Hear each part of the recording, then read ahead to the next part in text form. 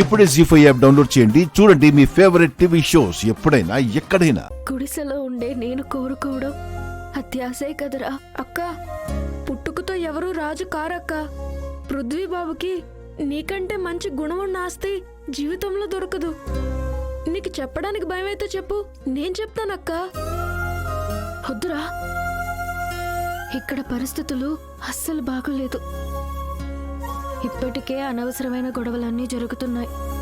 ఇప్పుడు నా విషయం తెలిస్తే అందరూ బాధపడాల్సి వస్తుంది. అలా అని నీ ప్రేమను చంపుకుంటావా? అలా అని చెప్పుకోలేను కదరా.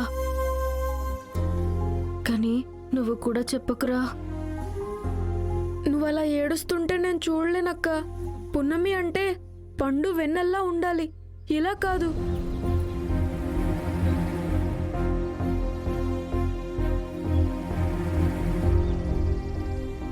నా మాట వినరా. ఇక్కడున్న పరిస్థితులు నీకు అర్థం కావు. ఏమైంది పున్నమి?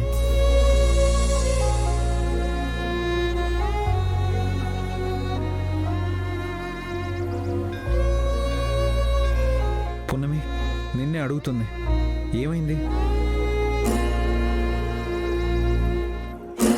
అడుగుతున్నాడు కదక్క, ఇప్పుడైనా చెప్పే అక్క. నువ్వంటే నాకు ఇష్టమని, నేను నిన్ను ప్రేమిస్తున్నానని చెప్పు.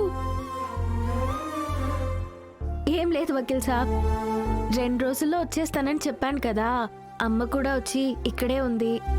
అక్కడ నానమ్మ గొడవ చేస్తుందంట. ఎప్పుడొస్తారు అని అడుగుతున్నాడు, అంతే. సరే నేను మాట్లాడతాను పున్నమి. వద్దు వకీల్ సాబ్, వాడికి అర్థమయ్యేలా నేను చెప్తానులే. రే గాని, ఇంకో 2 రోజుల్లో వకీల్ సాబ్కు నిశ్చితార్థం ఉందిరా. అది చూసుకొని వచ్చేస్తాము. అప్పటి వరకు నువ్వేం కంగారు పడకు, వచ్చేస్తాం.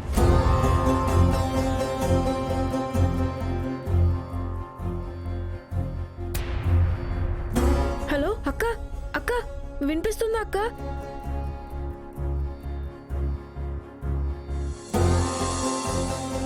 ఇదిగోండి వకీల్ సాబ్.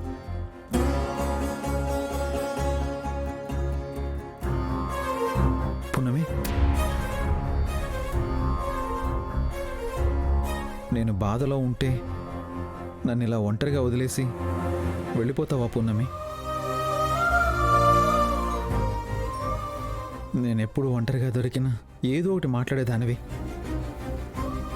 ఇప్పుడు కావాలని ఒంటరిగా వదిలేసి వెళ్ళిపోతున్నావా? నీకు తెలియదు పున్నమి, నేను చాలా బాధపడుతున్నాను.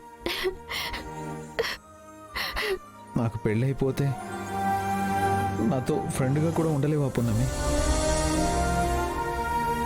నిన్ను వదులుకోవడమే నరకల్లా ఉంది. నీ స్నేహాన్ని ఎలా వదులుకుంటాను వకీల్ సాబ్?